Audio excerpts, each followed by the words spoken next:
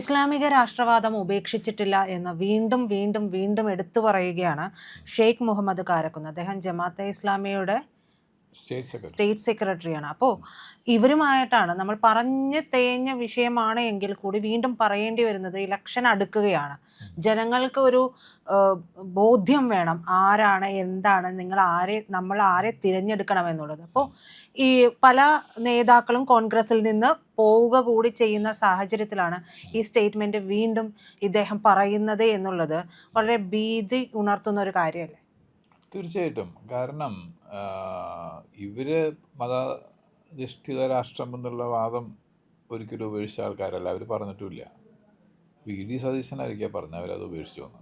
പക്ഷെ ഉപേക്ഷിച്ചതിൻ്റെ അടുത്ത ദിവസം തന്നെ അവർ പറയും ഞങ്ങൾ ഒരു ഇത് സ്പെസിഫിക് ആയിട്ട് പറഞ്ഞു ഞങ്ങൾ ബേസിക്കായുള്ള ഒരു സാധനം ഉപേക്ഷിച്ചിട്ടില്ല എന്ന് പറഞ്ഞു. അപ്പോൾ അവരെ സംബന്ധിച്ച് മതാധിഷ്ഠിത രാഷ്ട്രമല്ലാതെ ജമാഅത്ത് ഇസ്ലാമിക്ക് വേറെ ഒന്നും പറയാനില്ലല്ലോ. കാരണം അവർ തികച്ചും ഒരു ശരീഅത്ത് ഭരണത്തിൻ്റെ ആഗ്രഹിക്കുന്ന ആൾക്കാരാണ്. അപ്പോൾ ഇതിപ്പോൾ ഇദ്ദേഹം സ്റ്റേറ്റ് സെക്രട്ടറി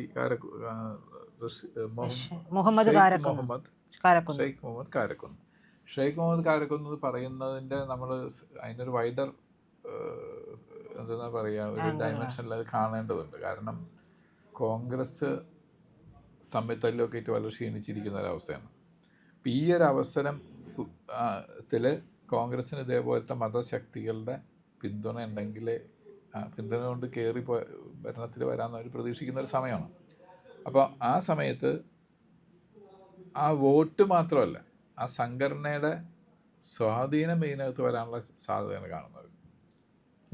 ഈ പ്രസ്ഥാനത്തിൽ ഭരണത്തിലും സംഘടനയിലും വന്ന സ്വാഭാവികമായിട്ട് ഭരണം കിട്ടിക്കഴിഞ്ഞാൽ ഭരണത്തിലും വരുമല്ലോ. കാരണം പിന്തുണ കൊടുത്ത ആൾക്കാരെ തള്ളി പറഞ്ഞുകൊണ്ട് ഒരാൾക്കും ഭരിക്കാൻ സാധ്യമല്ല. സർ, ഞാനൊരു കാര്യം ചോദിക്കട്ടെ. എത്രയോ വർഷങ്ങളായിട്ട് ഇടത് വലത് മുന്നണികൾ മാറി മാറി ഭരിക്കുകയാണ്. എന്തുകൊണ്ടാണ് ബദലായിട്ട് മറ്റൊരു കാര്യത്തെക്കുറിച്ച് നമ്മുടെ കേരള ജനത പ്രബുദ്ധരായതുകൊണ്ട് ആണ് ഞാൻ വീണ്ടും ചോദിക്കുന്നത്, എന്തുകൊണ്ടാണ് കേരള ജനത ചിന്തിക്കാത്തത്? അതോ ചിന്തിച്ചു തുടങ്ങിയിട്ടുണ്ടോ? ഇപ്പോൾ ചിന്തിച്ച് തുടങ്ങിയെന്ന് പറയാം, വൈകി എന്നുള്ളതിന് യാതൊരു സംശയമില്ല. കാരണം കേരള ജനതയെ സംബന്ധിച്ചിട്ടുണ്ടെങ്കിൽ കേരള ജനത ലിറ്ററസി ഉള്ള ആൾക്കാരാണ്. കറക്റ്റാണ്. അത് പക്ഷേ ഗുണമാണോ ദോഷമാണോ? അല്ല, ലിറ്ററസി ഉണ്ട്. പക്ഷെ അതേസമയം പൊളിറ്റിക്കൽ കോൺഷ്യസ്നെസ്, രാഷ്ട്രീയത്തിനെ പറ്റിയുള്ള അവബോധം അതുണ്ടെന്ന് പറയാൻ പറ്റില്ല ഒരിക്കലും. നമുക്കത് സാധാരണ മനുഷ്യരോട് സംസാരിക്കുമ്പോൾ തന്നെ നമുക്ക് മനസ്സിലാവും. അവർ കോൺഗ്രസ് കമ്മ്യൂണിസ്റ്റ്, അതൊക്കെ LDF UDF എന്ന് പോലും പറഞ്ഞൊന്നും വരില്ല. കോൺഗ്രസ് കമ്മ്യൂണിസ്റ്റ്, അതിനപ്പുറമുള്ള ഒരു ലോകത്തിനെ പറ്റി ചിന്തിക്കുന്ന ലിറ്ററസി അല്ലെങ്കിൽ അതിനുള്ള അവബോധം പലർക്കും നമ്മുടെ കേരളത്തിലെ ആൾക്കാർക്ക് വന്നിട്ടുണ്ടോ എന്ന് എനിക്ക് സംശയമുണ്ട്. നമ്മൾ സാധാരണ പറയില്ല, ടാറ്റ എന്ന് പറഞ്ഞാൽ ബിർള എന്ന് പറയണം, അപ്പോൾ കോൺഗ്രസ് എന്ന് പറഞ്ഞാൽ കമ്മ്യൂണിസ്റ്റ് എന്ന് പറയണം. ഇപ്പോൾ പണ്ടൊരിക്കൽ ഞാൻ സംഘപ്രവർത്തനത്തിനിടയ്ക്ക് ഒരു ആളായിട്ട് സംസാരിച്ച് വന്നപ്പോൾ അയാൾ പറഞ്ഞു, ഇപ്പോഴല്ല 50 കൊല്ലം മുമ്പ് ഇവിടെ അടുത്തുള്ള ഒരാളാണ്, 2 പാർട്ടിയെ പാടുള്ളൂ എന്ന് പറഞ്ഞു. ഞാൻ ചോദിച്ചു, ഏതാ 2 പാർട്ടി? അപ്പോൾ ഏതായിരിക്കും 2 പാർട്ടി? കോൺഗ്രസും കമ്മ്യൂണിസ്റ്റും. അപ്പോൾ ഇതെന്താ അങ്ങനെ പറയാൻ കാരണം? അമേരിക്കയിൽ അങ്ങനെയാണ്. അവിടെ കോൺഗ്രസ് ഉണ്ട്. പാവം വിചാരിച്ചു കോൺഗ്രസ് നീ കോൺഗ്രസ് ആണ്, പിന്നെ അവിടെ കമ്മ്യൂണിസ്റ്റുകളാണ് അങ്ങനെ ധരിക്കുന്നത്. ഇതൊരു ആവറേജ് മലയാളിയുടെ പ്രശ്നമാണ്. പക്ഷേ കാലം ഒരുപാട് പുരോഗമിച്ചു, ഒരുപാട് കാര്യങ്ങളിലേക്ക് നമ്മൾ വന്നു കഴിഞ്ഞു. ഇപ്പോഴും ചിന്തിച്ച് തുടങ്ങുന്നതേ ഉള്ളൂ എന്നുള്ളതാണ്. ചിന്തിച്ച് തുടങ്ങുന്നേ ഉള്ളൂ. അതാണ് ഞാൻ പറയുന്നത്. കേരളത്തിൻ്റെ ഒരു പെക്യുലിയർ സ്വഭാവമാണ് ഈ രാഷ്ട്രം അല്ലെങ്കിൽ രാജ്യം എങ്ങോട്ട് ഒഴുകുന്നോ അവിടെ പുറംതിരിഞ്ഞ് നിൽക്കുക, അല്ലെങ്കിൽ തിരിഞ്ഞു നോക്കാതിരിക്കുക. അല്ല, ഇപ്പോൾ രാജ്യം ഭരിക്കുന്നത് BJP സർക്കാരാണ്. യെസ്. അതേസമയം ഈ കേരളത്തിലേക്ക് വരുമ്പോൾ അങ്ങ് പറഞ്ഞതുപോലെ രാജ്യം പോകുന്നതിനെതിരെ തിരിഞ്ഞു നിൽക്കുന്നു എന്ന് പറയുന്നു. പക്ഷേ ഇവിടെ അങ്ങനെയാണോ സംഭവിക്കുന്നത്? ഇവിടെ അങ്ങനെയാണ്. അത് കേരളത്തിൻ്റെ ചരിത്രം ആദ്യം മുതൽ പരിശോധിച്ചാൽ അങ്ങനെയാണ്. ഇപ്പോൾ നമുക്ക് എമർജൻസിയുടെ എക്സാമ്പിൾ എടുക്കാം.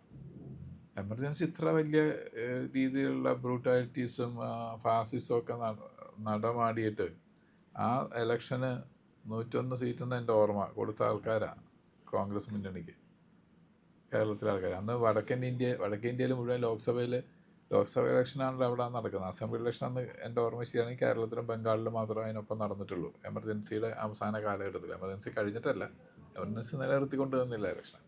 അപ്പോൾ ആ സമയത്ത് ബംഗാളും കേരളവും മാത്രമെന്നാണ് എൻ്റെ ഓർമ്മ. അങ്ങനെയാണ് ജ്യോതി ബാസു ആദ്യമായിട്ട് മുഖ്യമന്ത്രിയാവുന്നത്. അപ്പോൾ ആ ഇലക്ഷനിൽ നോർത്ത് ഇന്ത്യ മുഴുവൻ ജനതാ തരംഗം വന്നു. ഇന്ദിരാഗാന്ധി, സഞ്ജയ് ഗാന്ധിയൊക്കെ തോറ്റുപോയി ആ ഇലക്ഷന്. അവർ രണ്ടുപേരും പോലും ജയിച്ചില്ല. ആ സമയത്തും ഇവിടെ കേരളത്തിൽ 101 സീറ്റാണ് കൊടുത്തത്. എന്തുകൊണ്ടാണ് കേരളത്തിലേക്ക് 101 അധികം ഉണ്ടെന്ന് തോന്നുന്നു. ചരിത്രമായിട്ടുള്ള ഒരു പക്ഷേ നെറ്റിലടിച്ചാൽ കിട്ടും. 101 അല്ല, അതിലധികം ഉണ്ടെന്നാണ് എനിക്ക് തോന്നുന്നത്. അതെന്താ കാര്യം എന്ന് വെച്ചാൽ, ഞാൻ പറഞ്ഞൊരു പ്രശ്നമാണ്, ലിറ്ററസിയേ ഉള്ളൂ. ബാക്കി കാര്യങ്ങളിൽ പൊളിറ്റിക്കൽ കോൺഷ്യസ്നെസ് എന്ന് പറയുന്ന സാധനം വളരെ കുറവാണ് കേരളത്തിലെ ആൾക്കാർക്ക്. അതുകൊണ്ടാണ് ഞാൻ പറയാം, കോൺഗ്രസ് കമ്മ്യൂണിസ്റ്റ് എന്ന് ചിന്തിക്കുന്ന ഒരു മൈൻഡ് സെറ്റിന് അപ്പുറം അവർ പോയിട്ടില്ല. മൂന്നാമതൊരു മാർഗത്തിനെ അതിന് മറ്റെന്തെങ്കിലും ഘടകങ്ങൾ ബാധിച്ചിട്ടുണ്ടോ? ആ ഒരു ചിന്തയിൽ നിന്ന് മാറാതിരിക്കുന്നത് BJP ഇവിടെ വേണ്ട രീതിയിൽ പ്രവർത്തിച്ചതായിട്ട് അങ്ങ് കരുതുന്നുണ്ടോ? BJPയുടെ പ്രവർത്തനം നമ്മൾ ഉദ്ദേശിച്ച പോലെ നടന്നില്ല എന്ന് നമുക്ക് പറയാമല്ലോ. അതിന് കാരണമായിട്ടുള്ളത് ഇവിടുത്തെ സാഹചര്യം തന്നെയാണല്ലോ. സാഹചര്യത്താണ്. ഇപ്പോൾ 2 ശക്തമായ മുന്നണികൾ നിൽക്കുമ്പോൾ മറ്റ് സ്റ്റേറ്റുകളിലുള്ള വ്യത്യസ്തമായ ഒരു പൊളിറ്റിക്സാണ് കേരളത്തിലുള്ളത്. മറ്റ് സ്റ്റേറ്റുകളിലൊക്കെ 3 or 4 മുന്നണികൾ ഉണ്ടാകുന്ന ഒരവസ്ഥയുണ്ട്. ഇവിടെ നിന്ന് 2 മുന്നണികളേ ഉള്ളൂ. ചെറിയൊരു സംസ്ഥാനമാണ്. അപ്പോൾ ഇതിനകത്തുനിന്ന് സെലക്ട് ആൻഡ് പിക്ക് എന്നുള്ള ഒരു രീതിയിലേക്ക് ആൾക്കാർ പോവുകയാണ്. അപ്പോൾ മൂന്നാമതൊരു മുന്നണി അതിൽ അപ്പോൾ അവർ പറയുന്നത് എന്താ വെച്ചാൽ, ആൾക്കാർക്ക് അവർ പറയുന്ന വലിയ റീസൺ എന്ന് വെച്ചാൽ, BJPക്ക് വോട്ടിന് അവർ ജയിക്കില്ലല്ലോ, പിന്നെ എന്തിനാണ് ചെയ്യുന്നത്? അവർ ആദ്യമേ ഒരു നോഷൻ അവർ സ്വയം മെനഞ്ഞെടുത്തു, ജയിക്കില്ല എന്ന്. അപ്പോൾ ജയിക്കാത്തൊരാൾക്കാണ് അത് കുഴപ്പമില്ലാത്ത ഒരാളാണ്, എന്നാൽ പിന്നെ അയാൾക്ക് കൊടുത്തേക്കാം, കാര്യം ജയിക്കില്ലല്ലോ, ജയിക്കുന്നൊരു കാലം വരട്ടെ അപ്പോൾ കൊടുക്കാം എന്ന് പറഞ്ഞു. അപ്പോൾ ഇപ്പോൾ അതിൻ്റെ ഒരു ചേഞ്ചിൻ്റെ സമയമാണ്. കാരണം എന്ന് വെച്ചാൽ സുരേഷ് ഗോപിയുടെ വിജയം, തിരുവനന്തപുരം കോർപ്പറേഷനിലെ വിജയം, പിന്നെ അനവധി തദ്ദേശ സ്വയംഭരണ സ്ഥാപനങ്ങളിൽ, ഇപ്പോൾ പാലക്കാട് മുനിസിപ്പാലിറ്റി ഉണ്ട്, അങ്ങനെ പല സ്ഥലങ്ങൾ, തൃപ്പൂണിത്തുറ മുനിസിപ്പാലിറ്റി. തൃപ്പൂണിത്തുറ എന്നൊക്കെ പറഞ്ഞു കഴിഞ്ഞാൽ, ഞാനവിടെ എമർജൻസി കാലത്ത് അണ്ടർഗ്രൗണ്ടിൽ ആ പ്രദേശത്തിൻ്റെ മുഴുവൻ ചുമതല വഹിച്ച് പ്രവർത്തിച്ച ഒരാളാണ്. മാർക്സിസ്റ്റ് പാർട്ടിയുടെ കുത്തകയായിരുന്ന സ്ഥലമാണത്. പിന്നെ അല്ലറ ചില്ലറ കോൺഗ്രസ്സുകാരും. അതിൽ നിന്ന് മാറി ജനങ്ങളൊന്ന് വേറിട്ട് ചിന്തിച്ചപ്പോൾ BJPക്ക് അവിടെ ഭരണം വന്നില്ലേ. അപ്പോൾ ഈ ചിന്ത, 2 മുനിസിപ്പാലിറ്റികൾ, ഏറ്റവും പ്രസ്റ്റീജിയസ് ആയിട്ടുള്ള കോർപ്പറേഷൻ, ഈ ചേഞ്ച് വരുന്നു എന്ന് കാണുന്ന സമയത്ത് സ്വാഭാവികമായിട്ട് ഇനിയൊരു ചേഞ്ച് ആൾക്കാർ ചിന്തിച്ചു തുടങ്ങും. ഇപ്പം ഇലക്ട്രോണിക് മീഡിയ ഒക്കെ ഉണ്ടല്ലോ, അതല്ലെങ്കിൽ അങ്ങനെ ഉണ്ടായോ, ഏത് കോർപ്പറേഷനാണ് ജയിച്ചതെന്നൊക്കെ ആൾക്കാർ ചോദിക്കും. അങ്ങനെ പത്രം വായിക്കുന്ന മുഴുവനൊന്നും അങ്ങനെ സീരിയസ് ആയിട്ട് വായിക്കുന്നവരല്ല പലരും, പത്രം വാങ്ങുമെങ്കിലും. അപ്പോൾ ആൾക്കാർക്ക് അറിയില്ല. ഇന്നിപ്പോൾ ഇലക്ട്രോണിക് മീഡിയ ഒക്കെ ഉള്ളതുകൊണ്ട് ഓക്കെ, ഇങ്ങനൊരു വന്നിട്ടുണ്ട്, 2 മുനിസിപ്പാലിറ്റി ഉണ്ട്, ഒരു കോർപ്പറേഷൻ ഉണ്ട് എന്നൊക്കെ ചിന്തിക്കുമ്പോൾ ഇനി മാറി ചിന്തിക്കാം. കാരണം ജയിക്കാത്തവർക്ക് കൊടുക്കണം എന്തിനാണെന്നായിരുന്നല്ലോ എക്സ്ക്യൂസ്. ഇപ്പോൾ ജയിക്കുന്നവരാണ് എന്ന് വന്നു. ആ ഒരു വ്യത്യാസം ഇനി പ്രതീക്ഷിക്കാം. ഇവിടെ ഇസ്ലാമിസ്റ്റുകളുടെ എണ്ണം കൂടുതലാണ്. ഇസ്ലാമിസ്റ്റുകളുടെ എണ്ണം കൂടുതലാണോ എന്ന് ചോദിച്ചു കഴിഞ്ഞാൽ, ഏതായാലും അവരുടെ പോപ്പുലേഷൻ കുറവല്ലല്ലോ. പോപ്പുലേഷൻ കുറവല്ല. അപ്പോൾ പോപ്പുലേഷൻ കുറവല്ലാത്ത സ്ഥിതിക്ക് ഇസ്ലാമിസ്റ്റുകളുടെ എണ്ണം ഉണ്ടാവും. നമുക്ക് അറിയാൻ പറ്റില്ല. ഇപ്പോൾ പല ഇസ്ലാമിസ്റ്റുകളും പകൽ കോൺഗ്രസും CPM ഒക്കെ ആയിരിക്കും, മുസ്ലിം ലീഗും ആയിരിക്കും. പക്ഷെ പകൽ രാത്രിയാവുന്ന സമയത്തായിരിക്കും പലരും അവർ യഥാർത്ഥ ഇപ്പോൾ പല ആൾക്കാരും ഉണ്ടല്ലോ. ഇപ്പോൾ നമ്മളിപ്പോൾ CPMലും കോൺഗ്രസ്സിലുള്ള പല ആൾക്കാർ ആ മതത്തിൻ്റെ ഒരു കാര്യം വരുമ്പോൾ അവർക്ക് രാഷ്ട്രീയം അവരില്ലല്ലോ. അതുകൊണ്ട് അവർ ഈ പാർട്ടികളും അവർക്ക് വശംബദ്ധരാവുന്ന അവസ്ഥയുണ്ട്. അതല്ലേ CPMൻ്റെ സമ്മേളനത്തിന് മറ്റേ പ്രാർത്ഥിക്കാനായിട്ട് പായ കൊടുത്തു എന്നൊക്കെ പറയുന്ന അവസ്ഥയുള്ളത്. അപ്പോൾ അതിന് അത്ര ഇമ്പോർട്ടൻസ് അവർ കൊടുക്കുന്നു, ആ മതത്തിന് അത്ര ഇമ്പോർട്ടൻസ് കൊടുക്കുന്ന ഒരവസ്ഥയുണ്ട്. കോൺഗ്രസും അതേപോലെ തന്നെ കൊടുക്കുന്നു.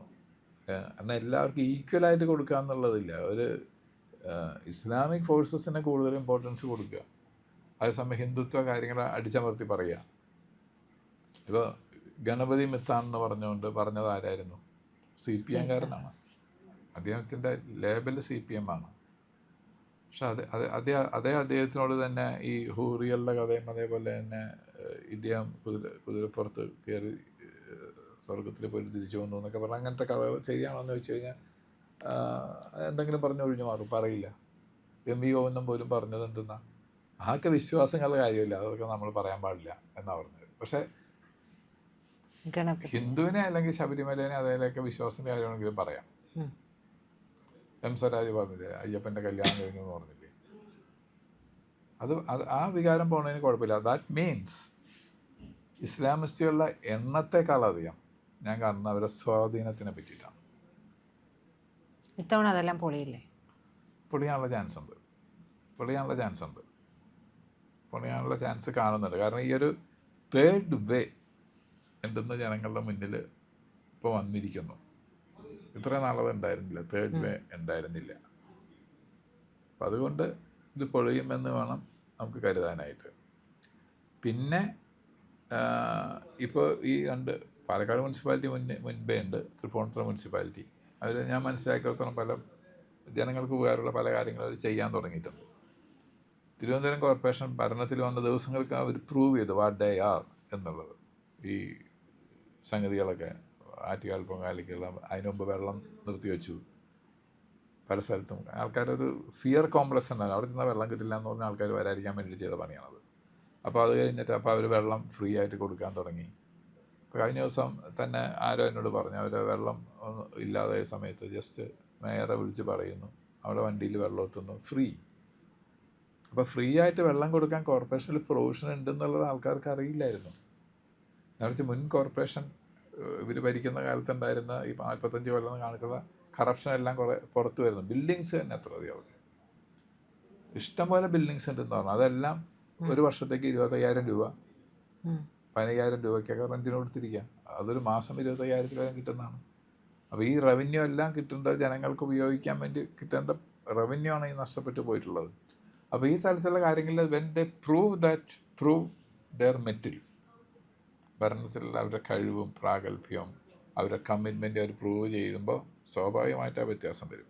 ഇപ്പോൾ ഈ തിരുവനന്തപുരം കോർപ്പറേഷൻ കുറച്ച് ദിവസങ്ങളിലെ പെർഫോമൻസ് തന്നെ അവിടുത്തെ അസംബ്ലി ഇലക്ഷനെ ബാധിക്കുമെന്നാണ് അവിടുന്ന് കിട്ടുന്ന ഫീഡ്ബാക്ക്. പക്ഷേ ഇസ്ലാമിസ്റ്റ് ഫോഴ്സുകളുടെ സ്വാധീനം കുറയുന്നില്ല. കാരണം എന്ന് വെച്ചാൽ രണ്ട് മുന്നണികളും അവരെ മാറി മാറി താലോലിക്കുന്നു, പാമ്പർ ചെയ്യുന്നു, അപ്പീസ് ചെയ്യുന്നു. അപ്പം അതുകൊണ്ട് അവരുടെ സ്വാധീനം പെട്ടെന്ന് കുറയുമെന്ന് ഞാൻ കരുതുന്നില്ല.